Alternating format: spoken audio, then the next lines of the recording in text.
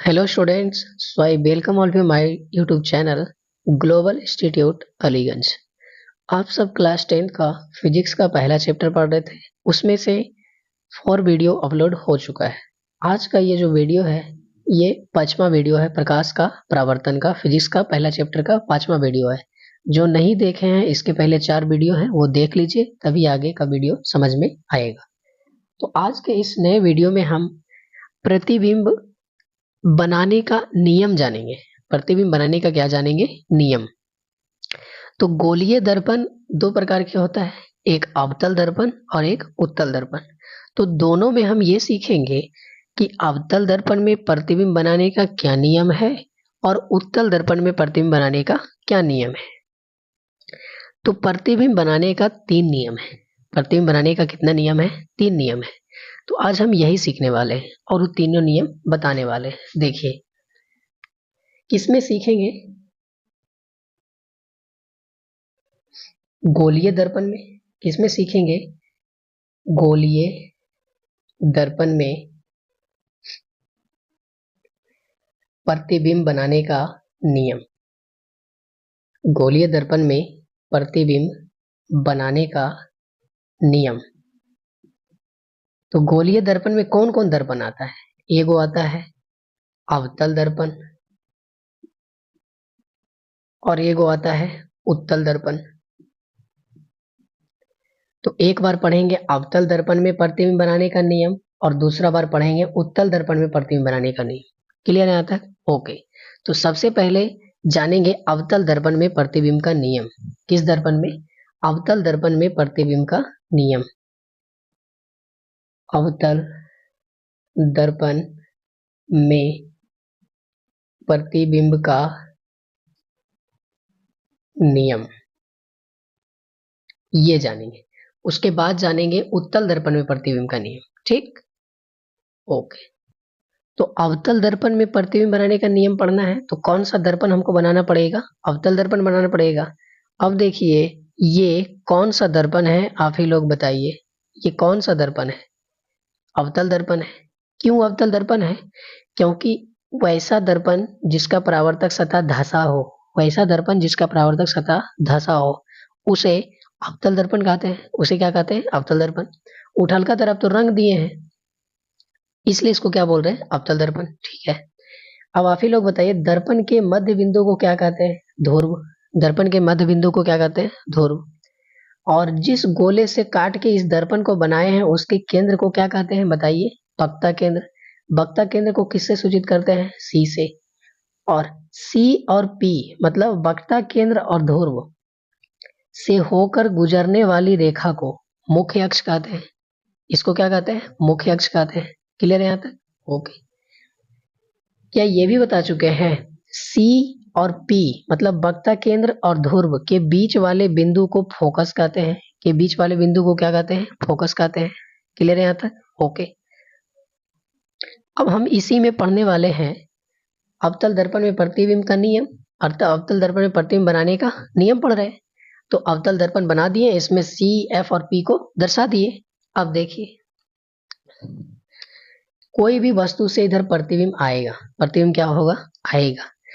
तो जब प्रकाश मुख्य अक्ष के समांतर आपतित करे, पहला नियम पढ़ रहे हैं। पहला नियम क्या पढ़ रहे हैं? जब प्रकाश मुख्य अक्ष के समांतर आपतित करे। अब ये देखिए क्या है? पूरा का पूरा मुख्य अक्ष। ये पूरा का पूरा क्या है? मुख्य अक्ष। किसे कहते हैं मुख्य अक्ष? वक्रता केंद्र और ध्रुव से होकर गुजरने वाली रेखा। वक्रता केंद्र और ध्रुव से होकर गुजरने वाली रेखा को क्या कहते हैं? मुख्य अक्ष कहते हैं। तो इसमें हो क्या रहा है? पहला नियम क्या है? जब प्रकाश का किरण मुख्य अक्ष के समांतर आपतित करे। क्या ये दर्पण है? हाँ है। कौन सा दर्पण है? अवतल दर्पण। क्या इस दर्पण पर प्रकाश आ रहा है? हाँ आ रहा है। देखिए ये प्रकाश जा रहा है कि नहीं? अच्छा आप लोग बताइए ये प्रकाश कैसे जा रहा है? ये है मुख्य अक्ष और ये ऐसे प्रकाश जा रहा है। ये ऐसे मुख्य अक्ष और ये ऐसे प्रकाश जा रहा है। क्या ये एक दूसरे के समांतर है? हाँ है। तो इसको बोल देंगे प्रकाश का किरण मुख्य अक्ष के समांतर आपतित हो रहा है। आपतित मतलब आने वाला। तो ये प्रकाश मुख्य अक्ष के समांतर आपतित हो रहा है। ठीक है, तो पहला नियम ये है कि जब प्रकाश का किरण मुख्य अक्ष के समांतर आपतित होगा तो दर्पण से टकराएगा, दर्पण से क्या होगा, टकराएगा, क्योंकि परावर्तन है, एक साइड पेंट होल है इसलिए आर पार नहीं जाएगा, तो टकराएगा, तो टकरा के वापस लौट जाएगा, टकरा के क्या हो जाएगा, वापस लौट जाएगा। तो पहला नियम यही है कि जब प्रकाश का किरण मुख्य अक्ष के समांतर होता है तो वह परावर्तन के बाद दर्पण से टकराकर फोकस से होकर लौटता है। किससे होकर लौटता है, फोकस से होकर लौटता है। क्या लौट गया, जब प्रकाश का किरण मुख्य अक्ष के समांतर आपतित होता है तो वो किससे लौटता है, फोकस से। ये पहला नियम हो गया। पहला नियम याद हो गया, जब प्रकाश का किरण मुख्य अक्ष के समांतर आपतित होता है तो वो कैसे गुजरता है, फोकस से होकर गुजरता है। इसको दिखा देते हैं लिस्ट से भी, देख लीजिए। जब प्रकाश की किरण मुख्य अक्ष के समांतर आपतित होता है तो वह परावर्तन के बाद फोकस से होकर गुजरता है लिखा हुआ। जब प्रकाश का किरण मुख्य अक्ष के समांतर आपतित होता है तो वह परावर्तन के बाद कहां से होकर गुजरता है, फोकस से। तो देखिए, ये प्रकाश का किरण मुख्य अक्ष के समांतर आपतित हो रहा है, तो परावर्तन के बाद फोकस से होकर गुजर रहा है। मुख्य अक्ष के समांतर आपतित हो रहा है तो परावर्तन के बाद किससे गुजर रहा है, फोकस से गुजर रहा है। ये पहला नियम हो गया, पहला नियम हो गया। अब दूसरा नियम जानेंगे। दूसरा नियम यह है कि जब प्रकाश की किरण को फोकस से आपतित करेंगे, जब प्रकाश की किरण फोकस से होता हुआ आपतित होता है, किससे होकर आपतित होता है, फोकस से आपतित होता है। देखिए ये फोकस है, ये किससे आपतित हो रहा है, फोकस से आपतित हो रहा है। ये दर्पण है, इस पर क्या हो रहा है, दर्पण पर प्रकाश आ रहा है। अच्छा, दर्पण पर प्रकाश कहाँ से आ रहा है, फोकस से। कहाँ से आ रहा है, फोकस से। तो जब दर्पण पर प्रकाश फोकस से आता है तो यह दर्पण पर टकराएगा, और टकरा के क्या हो जाएगा, वापस लौट जाएगा। तो दूसरा नियम यह है कि जब प्रकाश की किरण फोकस से होकर आती है, जब प्रकाश की किरण फोकस से होकर आती है तो दर्पण से टकराने के बाद, परावर्तन के बाद मुख्य अक्ष के समांतर लौट जाती है। कैसे लौट जाती है, मुख्य अक्ष के समांतर लौट जाती है। ये पूरा का पूरा क्या है, मुख्य अक्ष, और लौट रहा है कैसे, ऐसे। ये मुख्य अक्ष है और ये लौट भी ऐसे रहा है। क्या मुख्य अक्ष के समांतर लौट रहा है कि नहीं, लौट रहा है। तो जब फोकस से आएगा तो मुख्य अक्ष के समांतर लौटेगा। अच्छा, इसके पहले एक और बताए थे, जब मुख्य अक्ष के समांतर जाएगा तो फोकस से लौटेगा। तो एक दूसरे का उल्टा हो गया कि नहीं, हो गया। दो नियम खत्म। अब है तीसरा नियम। अब कौन सा नियम है, तीसरा नियम। दो नियम क्या था, जब मुख्य अक्ष के समांतर भेजेंगे तो फोकस से गुजरेगा, और जब फोकस से भेजेंगे तो मुख्य अक्ष के समांतर गुजरेगा। दो नियम हो गया। अब तीसरा नियम देखिए। तीसरा नियम ये कहता है कि जब प्रकाश की किरण वक्रता केंद्र से होकर गुजरता है, इस बार कहां से गुजरना है, वक्रता केंद्र से। जब प्रकाश का किरण वक्रता केंद्र से होकर गुजरता है, क्या ये प्रकाश किरण कहां से गुजर रहा है, देखिए तो, वक्रता केंद्र से। तो जब प्रकाश का किरण वक्रता केंद्र से होकर गुजरता है, जब प्रकाश की किरण वक्रता केंद्र से होकर गुजरता है तो परावर्तन के बाद इसी मार्ग से वापस लौट जाता है। इसी मार्ग से क्या हो जाता है, वापस लौट जाता है। तो ये तीसरा नियम ये है कि जब प्रकाश का किरण वक्रता केंद्र से होकर आता है या वक्रता केंद्र से आता है तो परावर्तन के बाद उसी पर लौट जाता है। वक्रता केंद्र से आएगा भी, वक्रता केंद्र से जाएगा भी। आएगा भी वक्रता केंद्र से, लौटेगा भी वक्रता केंद्र से। लेकिन इसके पहले क्या था कि अगर मुख्य अक्ष के समांतर जाएगा तो ये फोकस से लौटेगा, अगर फोकस से जाएगा तो मुख्य अक्ष के समांतर लौटेगा। ये नियम था ना। तो तीन नियम हो गया, तीन नियम क्या हो गया, खत्म। पहला नियम क्या था, जब प्रकाश का किरण मुख्य अक्ष के समांतर जाएगा तो कैसे होकर गुजरेगा, फोकस से होकर गुजरेगा। दूसरा, जब प्रकाश का किरण फोकस से होकर आपतित होता है तो वो कैसे गुजरता है, मुख्य अक्ष के समांतर गुजरता है। तीसरा, जब वक्रता केंद्र से होकर गुजरता है तो उसी उसी माध्यम पर लौट जाता है। तो वक्रता केंद्र से गुजरेगा, वक्रता केंद्र से लौटेगा भी। यही तीन नियम है किसका, अवतल दर्पण का। तो अवतल दर्पण का तीन नियम आप लोग सीख चुके हैं। कौन कौन से नियम सीख चुके हैं, पहला, मुख्य अक्ष के समांतर आपतित होता है तो फोकस से गुजरता है। फोकस से आपतित होता है तो मुख्य अक्ष के समांतर गुजरता है। वक्रता केंद्र से आपतित होता है तो वक्रता केंद्र से सीधे निकल जाता है। यही चीज आपको यहाँ पर लिखा हुआ है, देखिए। पहला नियम क्या है, मुख्य अक्ष के समांतर भेजेंगे तो कैसे लौटेगा, फोकस से। देखिए, जब प्रकाश की किरण मुख्य अक्ष के समांतर आपतित होती है तो कैसे लौटती है, तो परावर्तन के बाद फोकस से होकर गुजरता है। जब प्रकाश का किरण मुख्य अक्ष के समांतर आपतित होती है तो वो परावर्तन के बाद कैसे गुजरता है, फोकस से गुजरता है। दूसरा, जब प्रकाश की किरण फोकस से होकर आपतित होती है तो वह परावर्तन के बाद मुख अक्ष के समांतर होकर जाती है। जब फोकस से जाएगा तो परावर्तन के बाद मुख अक्ष के समांतर होकर जाएगा। तीसरा नियम, जब प्रकाश की किरण वक्ता केंद्र से होकर आता है तो वह परावर्तन के बाद उसी मार्ग से लौट जाता है। वक्ता केंद्र से आता भी है, वक्ता केंद्र से जाता भी है। तो यही तीनों नियम का फोटो भी दिख रहा है। जब मुख अक्ष के समांतर आपतित हो रहा है तो ये कहां से गुजर रहा है? फोकस से। और जब फोकस से आपतित हो रहा है तो ये कैसे गुजर रहा है? मुख अक्ष के समांतर। और जब सी से आपतित हो रहा है तो सी से ही गुजर रहा है। सी से आपतित भी हो रहा है, सी से ही गुजर रहा है। तीनों नियम खत्म। ठीक है, अब देखिए, अवतल दर्पण से प्रतिबिंब बनने का नियम हम लोग जान गए। कितना नियम है? 3 नियम। मुख अक्ष के समांतर भेजेंगे तो फोकस से लौटेगा, फोकस से भेजेंगे तो मुख अक्ष के समांतर लौटेगा, वक्ता केंद्र से भेजेंगे तो उसी से लौट जाएगा। तीनों नियम याद हो गया? ठीक है, अब पढ़ेंगे उत्तल दर्पण से प्रतिबिंब बनाने का नियम। इस बार किस दर्पण से पढ़ेंगे? उत्तल दर्पण से प्रतिबिंब बनाने का नियम। इस बार किससे पढ़ेंगे? उत्तल दर्पण से प्रतिबिंब बनाने का नियम। अब बताइए, ये कौन सा दर्पण है जो हम फोटो बना रहे हैं? ये कौन सा दर्पण है? आप लोग बताइए, ये कौन सा दर्पण है? बताइए, कौन सा दर्पण है? ये है उत्तल दर्पण। कौन सा दर्पण है? उत्तल दर्पण। क्यों है उत्तल दर्पण? क्योंकि वैसा दर्पण जिसका परावर्तक सतह उठा हो, जिसका परावर्तक सतह उठा हो, उसे कौन सा दर्पण कहेंगे? उत्तल दर्पण। और धसल का तरफ तो पेंट होवल है, धसल का तरफ क्या होवल है? पेंट, इसलिए कौन सा दर्पण? उत्तल दर्पण। ठीक है, अब देखिए, क्या दर्पण है तो इसका मध्य बिंदु P होगा? बिल्कुल होगा। दर्पण के बीच वाले बिंदु को क्या कहते हैं? ध्रुव कहते हैं। तो ध्रुव को P से सूचित करते हैं। जिस गोले से काटे हैं उसके केंद्र को वक्ता केंद्र कहते हैं? बिल्कुल कहते हैं। कहीं नहीं कहेंगे? कहेंगे ना? हाँ। और C और P से होकर गुजरने वाला जो रेखा होता है इसको मुख्य अक्ष कहते हैं। इसको क्या कहते हैं? मुख्य अक्ष। तो ये मुख्य अक्ष भी हो गया। ठीक है, सही है। अब इसी में हम क्या पढ़ेंगे? उत्तल दर्पण से प्रतिबिंब बनाने का नियम। तो पहला नियम यह है कि जब प्रकाश की किरण मुख्य अक्ष के समांतर आपतित होती है तो वह परावर्तन के बाद फोकस से जाता हुआ प्रतीत होता है। फोकस से जाता हुआ प्रतीत होता है। इसका कहने का मतलब क्या हुआ? ये ध्रुव है, ये वक्ता केंद्र है, इसके बीच वाला बिंदु क्या हो जाएगा? फोकस हो जाएगा। पहला नियम पढ़ने वाले हैं। जब प्रकाश का किरण कैसे आपतित हो?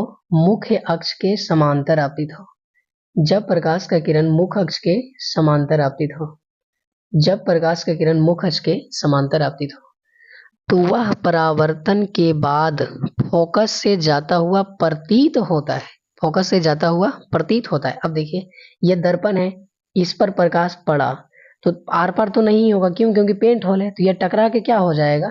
लौट जाएगा। ये टकरा के क्या हो जाएगा? लौट जाएगा। तो ये जो टकरा के जा रहा है, लौट रहा है, क्या लग रहा है कि ये फोकस से ही जा रहा है? ऐसे ही नहीं लग रहा है। प्रतीत हो रहा है कि नहीं? कहां से जाता हुआ प्रतीत हो रहा है? फोकस से जाता हुआ प्रतीत हो रहा है। तो पहला नियम खत्म। जब प्रकाश की किरण को मुख्य अक्ष के समांतर आपतित करते हैं तो वह परावर्तन के बाद फोकस से जाता हुआ प्रतीत होता है। रियल में तो यहां से जा रहा है, लेकिन जब इसको पीछे की ओर बढ़ाते तो पता चलता है अच्छा ये जो जा रहा है फोकस से जाता हुआ प्रतीत हो रहा है। इसको डॉट लाइन से दर्शाएंगे, ऐसे ऐसे। ये फोकस से जाता हुआ प्रतीत होता है। ये पहला नियम है। दूसरा नियम क्या है? जब प्रकाश की किरण फोकस से आता हुआ प्रतीत होता है, कहां से आता हुआ प्रतीत होता है? फोकस से आता हुआ प्रतीत होता है तो वह मुख अक्ष के समांतर लौटेगा। इसका भी फोटो बनाते हैं। अब इस बार दूसरा नियम पढ़ेंगे। दूसरा नियम यह है कि जब प्रकाश की किरण फोकस से आती हुई प्रतीत होती है, कहां से आती हुई प्रतीत होती है? फोकस से आती हुई प्रतीत होती है। तो ये देखिए, प्रकाश आपतित हो रहा है दर्पण पर। प्रकाश क्या हो रहा है? आपतित हो रहा है। कहां पर? दर्पण पर। कहां आता हुआ प्रतीत हो रहा है? फोकस पर आता हुआ प्रतीत हो रहा है। नहीं लग रहा है कि फोकस पर आ रहा है? ठीक है, तो जब ऐसा होगा तो ये मुख्य अक्ष के समांतर लौट जाएगा। कैसे लौट जाएगा? मुख्य अक्ष के समांतर। तो दूसरा नियम यही है कि जब प्रकाश का किरण फोकस से होकर आता हुआ प्रतीत होता है तो वह परावर्तन के बाद मुख्य अक्ष के समांतर लौट जाता है।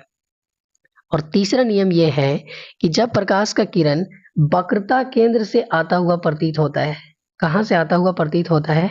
वक्रता केंद्र से आता हुआ प्रतीत होता है तो ये इसी माध्यम, इसी पर लौट जाता है। पहला नियम था जब मुख अक्ष के समांतर आपतित होता है तो वह फोकस से जाता हुआ प्रतीत होता है। दूसरा था जब फोकस से आता हुआ प्रतीत होता है तो मुख अक्ष के समांतर लौटता है। तीसरा है जब वक्ता केंद्र से आता हुआ प्रतीत हो रहा है तो वक्ता केंद्र पर निकल जाता है, वापस लौट जाता है। ये 3 नियम था। तो पहला नियम क्या हुआ, जब प्रकाश का किरण मुख्य अक्ष के समांतर जाएगा तो वो कहां से गुजरता हुआ प्रतीत होगा, फोकस से गुजरता हुआ प्रतीत होगा, फोकस से गुजरता हुआ प्रतीत होगा। दूसरा, जब फोकस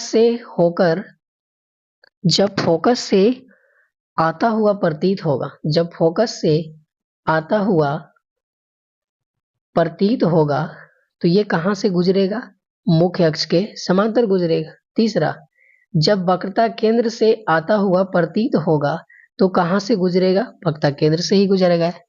इसमें 3 नियम है। उत्तल दर्पण में भी प्रतिबिंब बनाने का कितना नियम है, 3 नियम है। मुख अक्ष के समांतर आपतित होता है तो फोकस से गुजरता हुआ प्रतीत होता है।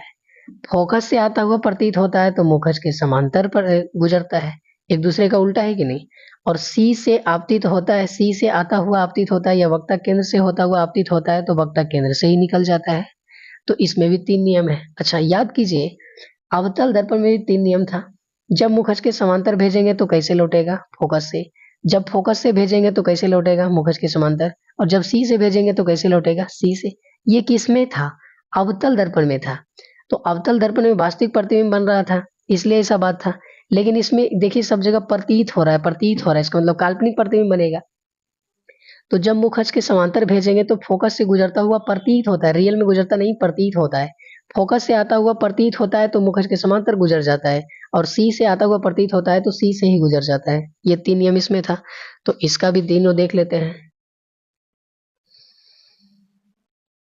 देखिए उत्तल दर्पण से प्रतिबिंब बनाने का नियम। पहला, जब प्रकाश का किरण मुख अक्ष के समांतर आपतित होता है तो वह परावर्तन के बाद फोकस से गुजरता हुआ प्रतीत होता है। जब परावर्तन का किरण मुख अक्ष के समांतर आपतित होता है तो वह फोकस से गुजरता हुआ प्रतीत होता है। दूसरा, जब प्रकाश का किरण फोकस से आता हुआ प्रतीत होता है तो वह परावर्तन के बाद मुख अक्ष के समांतर हो जाता है। जब प्रकाश का किरण फोकस से गुजरता हुआ प्रतीत होगा तो कहां से गुजरेगा, मुख अक्ष के समांतर गुजरेगा। तीसरा, जब प्रकाश का किरण वक्ता केंद्र से आता हुआ प्रतीत होगा तो वह परावर्तन के बाद उसी पर लौट जाएगा। तो वक्ता केंद्र से आता हुआ प्रतीत होगा तो वक्ता केंद्र से ही लौट जाएगा। अब इसका फोटो भी देख लीजिए। ये उत्तल दर्पण है। पहला नियम है मुख अक्ष के समांतर आपतित होगा। पहला नियम तो यही है कि समांतर होगा, मुख अक्ष के समांतर। तो ये गुजरेगा, लेकिन कैसे गुजरेगा वो प्रतीत होगा कि फोकस से गुजर रहा है। दूसरा, जब फोकस से आपतित होता है तो इसको लगता है कि मुख अक्ष के समांतर गुजर रहा है। कहां से गुजर रहा है, मुख अक्ष के समांतर। तीसरा, जब वक्ता केंद्र से आता हुआ प्रतीत होता है तो इसी पर लौट जाता है। तो ये तीनों नियम खत्म हो गया। उत्तल दर्पण में भी तीनों नियम क्या हो गया, खत्म हो गया।